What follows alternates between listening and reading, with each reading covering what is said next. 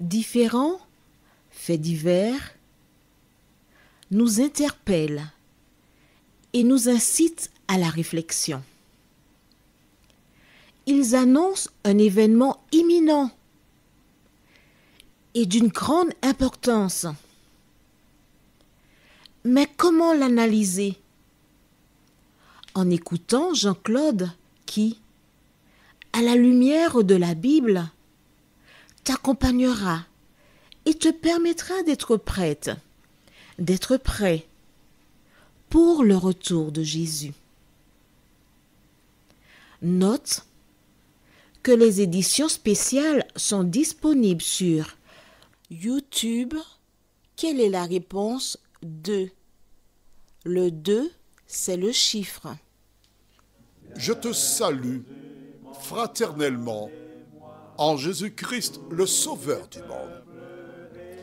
C'est Jean-Claude qui partage avec toi cette nouvelle série qui s'intitule « Découvrir la vérité ».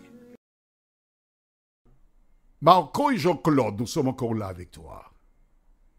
Eh oui, parce que Dieu nous a appelés pour une mission.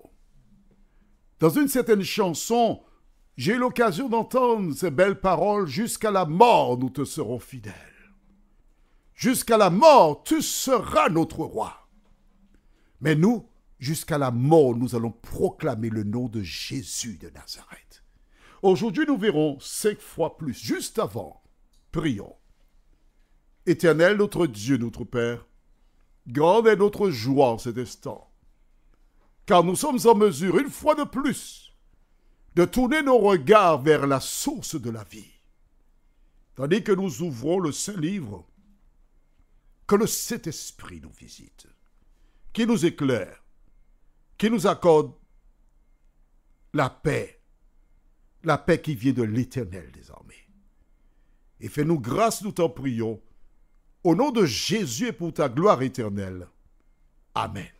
Rappelle-toi, nous avons vu précédemment que c'était une abomination pour les Égyptiens de manger avec les Hébreux. Pourquoi? Probablement parce qu'ils avaient un rite qu'ils devaient offrir à leur Dieu. Et les Hébreux qui ne partageaient pas leur foi, ils ne pouvaient pas manger. Ils étaient à part. Je voudrais te rappeler que Jésus déclare: vous êtes la lumière du monde. Aujourd'hui, on voit des personnes qui se joignent à d'autres pour louer l'Éternel. Mais la question que je te pose est la suivante. Ce que tu présentes là, ça peut sonner bien, ça peut être beau, mais est-ce une abomination ou un projet béni par l'Éternel? Aujourd'hui, nous voyons 5 fois plus. Prenons la Bible et nous lisons dans Genèse 43.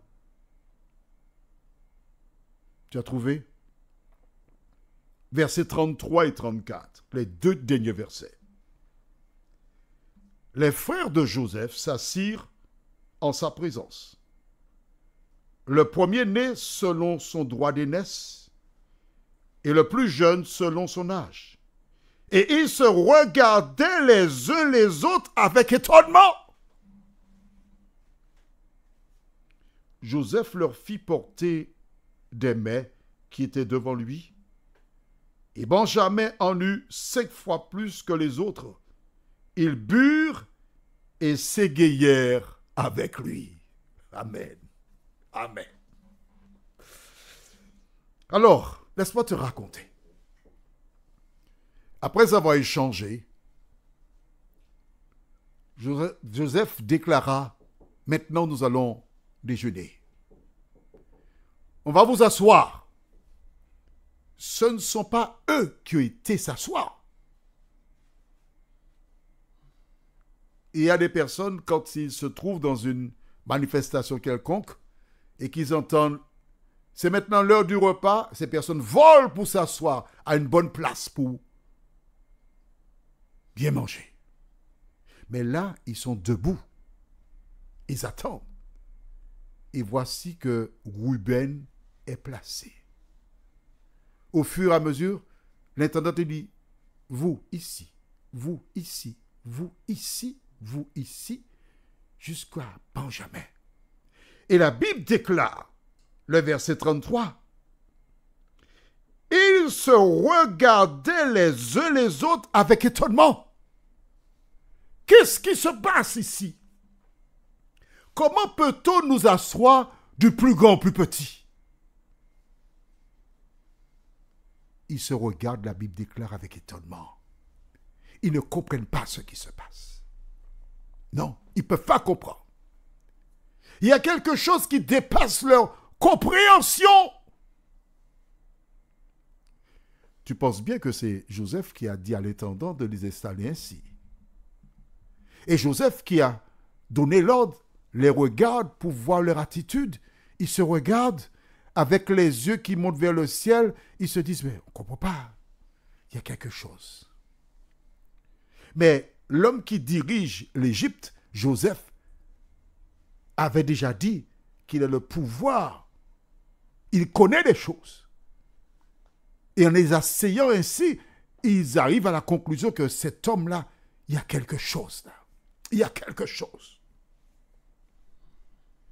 Et alors les mets arrivent. Mais attention, tu as bien vu, verset 34, Joseph leur fit apporter des mets qui étaient devant lui. Donc, essaie d'imaginer. Tous les mets sont sur une table. Joseph est assis derrière la table.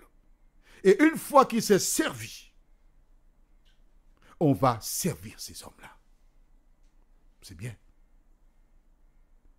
Imagine, Ruben qui est l'aîné. Or, en Israël, il y a ce qui s'appelle le droit d'aînesse. L'aîné reçoit plus que les autres. Et voici Ruben qui reçoit, on va dire, une cuillère de riz, une demi-cuillère d'haricots rouges, 2 brocolis et un pilon de poulet.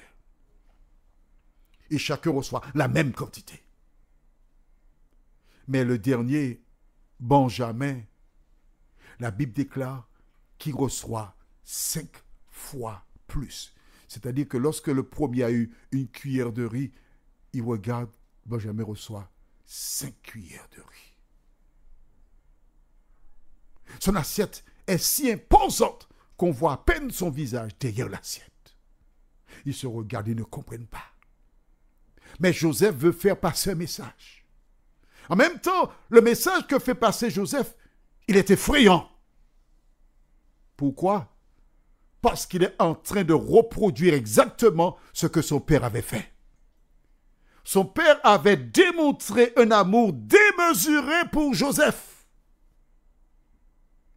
Et là, Joseph démontrait un amour démesuré pour son petit frère.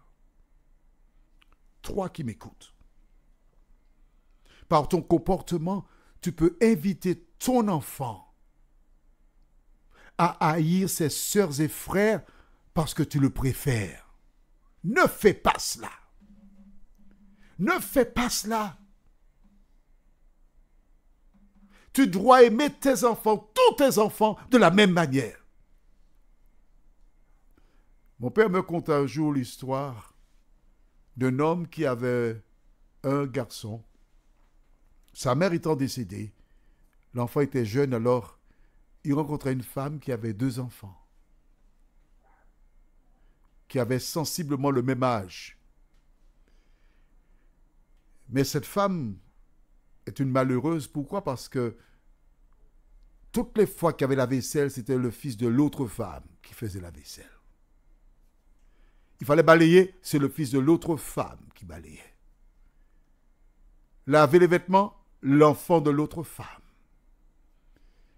Et l'homme qui voyait, ne voulant pas causer de problème à sa nouvelle femme, il regardait l'enfant.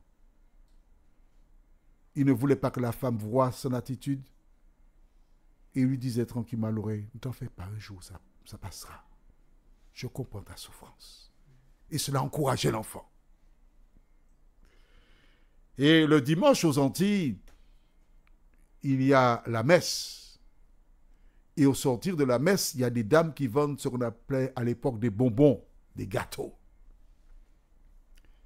Et quand l'homme sortait de la messe, il achetait 2 gâteaux qu'il apportait pour les 2 enfants de la dame.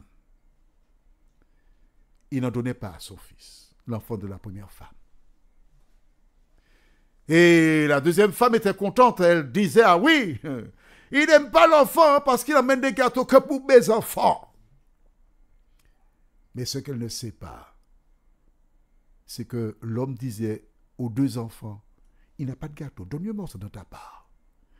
Et chacun des enfants prenait la moitié du gâteau et donnait à l'autre enfant qui n'en avait pas. Résultat des courses, les enfants de la dame avaient chacun un demi-gâteau et l'enfant de la première femme avait un gâteau entier. Vois-tu, je m'adresse aux hommes qui vivent des situations de ce type et qui ne savent pas comment faire. N'entre pas en conflit avec ta femme. Trouve la manière intelligente pour encourager l'enfant qui souffre. Mais rappelle-toi, l'enfant qui souffre ainsi, qui va faire la vaisselle, qui balaie, qui lave, qui fait toutes ces choses, c'est vrai, c'est une injustice, mais en même temps, il apprend. Demain, il saura faire à manger. Demain, il pourra nettoyer une maison. Demain, il pourra laver. Demain, il pourra faire une vaisselle. Parce qu'il a appris cela à travers les brimades. Mais n'oublie jamais qu'il y a un Dieu dans le ciel qui fait justice à toutes celles et ceux qui sont victimes d'injustice. 5 fois plus. Alors je m'adresse à 3 mamans, à 3 pères. Si tu ne peux pas donner à chaque enfant un bonbon, ne donne à personne de bonbon. Apprends tes enfants à s'aimer, à être unis. C'est la plus belle des richesses. Prions. Seigneur, merci de nous transformer. Merci de nous rendre semblables à toi. Et que nous puissions en tout temps, en toutes circonstances, révéler ton caractère, nous t'en prions, au nom de Jésus et pour ta gloire éternelle. Amen.